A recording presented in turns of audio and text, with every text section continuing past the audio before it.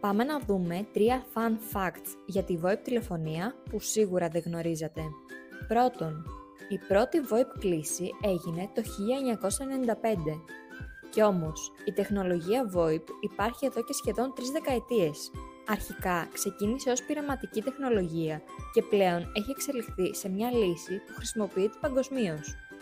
Δεύτερον, η VoIP τηλεφωνία έχει σώσει τον κόσμο από τη μοναξιά.